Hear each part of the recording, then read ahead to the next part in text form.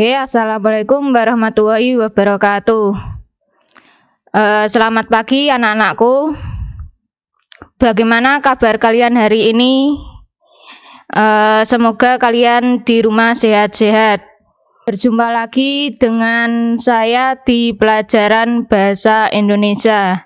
Nah, pada pagi hari ini saya akan mengulas kembali materi tentang teks eksposisi.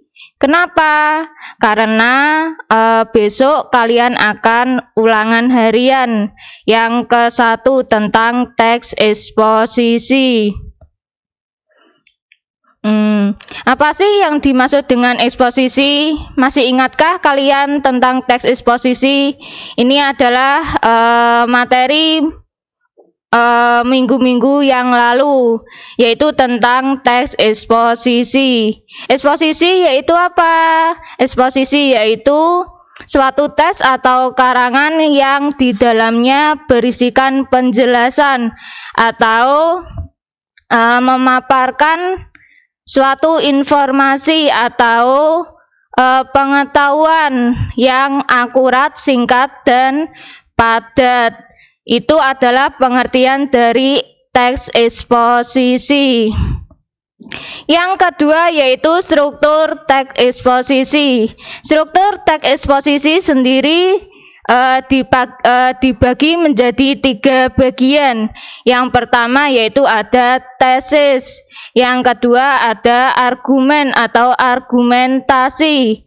Yang ketiga yaitu ada penegasan ulang. Nah, saya akan mengulas satu persatu. Yang pertama yaitu tesis.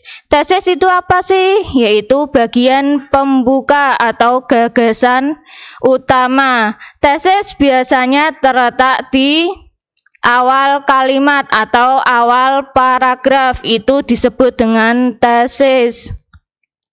Yang kedua yaitu argumen atau argumentasi.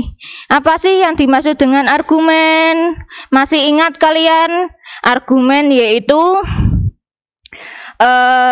berisikan penjelasan lebih mendetail atau lebih mendalam dari tesis yang dibahas atau permasalahan yang dibahas.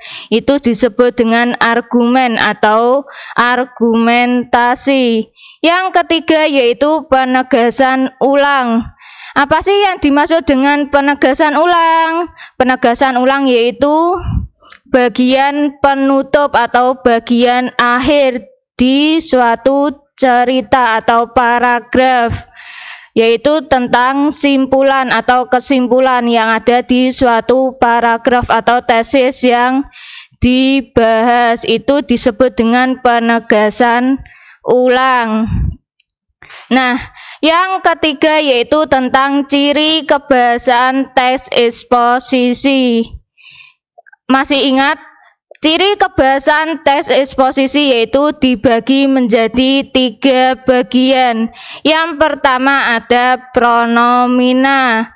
Yang kedua yaitu ada kata leksikal.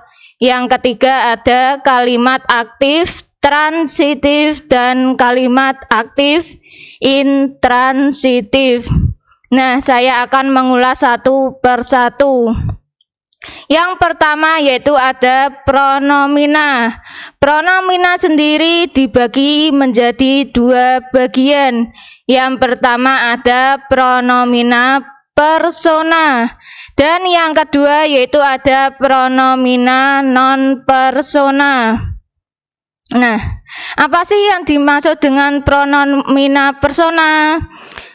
Pronomina persona yaitu kata ganti orang. Sedangkan pronomina non persona yaitu kata ganti bukan orang. Pronomina persona sendiri dibagi menjadi 2 bagian, yaitu ada persona tunggal dan persona jamak. Nah, apa sih yang dimaksud persona tunggal?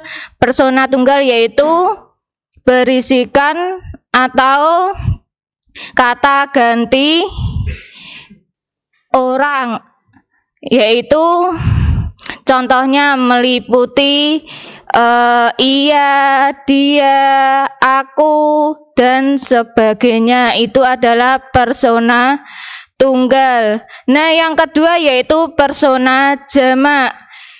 Persona jamak itu apa? Yaitu persona meliputi mereka, kita, hadirin, para, itu termasuk persona jamak. Nah, yang kedua yaitu pronomina non persona. Pronomina non persona yaitu dibagi menjadi dua bagian. Yang pertama yaitu pronomina penunjuk. Yang kedua yaitu pronomina penanya. Pronomina penunjuk meliputi apa saja? Yaitu di, dari, sana. Itu termasuk pronomina penunjuk. Yang kedua yaitu pronomina penanya. Meliputi apa saja? Yaitu siapa, bagaimana, dan lain-lain. Itu adalah pronomina penanya. Yang kedua yaitu kata leksikal. Apa sih yang dimaksud dengan kata leksikal? Yaitu leksikal menurut bahasa Indonesia yaitu kata atau kosa kata. Kata leksikal sendiri dibagi menjadi 4 bagian, yaitu ada nomina atau kata benda. Yang kedua ada verba atau kata kerja. Yang ketiga yaitu ada adjektiva atau kata sifat. Yang keempat yaitu ada adverbia atau kata keterangan. Nah, saya akan mengulas satu persatu. Yang pertama yaitu nomina atau kata benda. Yaitu apa sih? Nomina meliputi papan tulis, itu termasuk kata benda. Meja, kursi, itu termasuk nomina atau kata benda, dan lain-lain. Yang kedua verba atau kata kerja, yaitu meliputi apa saja? Yaitu mandi, itu termasuk verba atau kata kerja. Kita melakukan sesuatu, itu termasuk verba atau kata kerja. Contohnya lagi yaitu menulis, itu termasuk kata kerja atau verba, dan lain-lain. Yang ketiga yaitu adjektiva atau kata sifat. Meliputi apa saja? Adjektiva bisa meliputi manusia, benda, tumbuhan. Contohnya cantik, gagah, dermawan, luas, dingin. Itu termasuk adjektiva atau kata sifat, dan lain-lain. Yang keempat yaitu adverbia atau kata keterangan, yaitu meliputi apa saja? Contohnya di, ke, dari, itu termasuk adverbia atau kata keterangan, dan lain-lain. Selanjutnya yaitu kalimat aktif transitif dan kalimat aktif intransitif. Apa sih yang dimaksud dengan kalimat aktif transitif? Yaitu kalimat yang menghadirkan fungsi objek, itu termasuk kalimat aktif transitif. Yang kedua yaitu kalimat aktif intransitif, yaitu apa? Kalimat yang tidak menghadirkan fungsi objek. Nah, itu perbedaannya antara kalimat aktif transitif dan intransitif, yaitu terletak pada fungsi objeknya. Kalau transitif yaitu menghadirkan fungsi objek. Kalau intransitif yaitu tidak menghadirkan fungsi objek. Nah, selanjutnya yaitu menyusun teks eksposisi. Langkah-langkah menyusun teks eksposisi yaitu ada 6 langkah. Yang pertama yaitu ada menentukan topik atau tema. Yang kedua yaitu menentukan tujuan penulisan. Yang ketiga mengumpulkan data. Yang keempat membuat kerangka teks eksposisi. Yang kelima yaitu mengembangkan kerangka teks eksposisi, dan yang terakhir yaitu menyunting teks eksposisi. Nah, saya akan mengulas yang pertama, menentukan topik atau tema.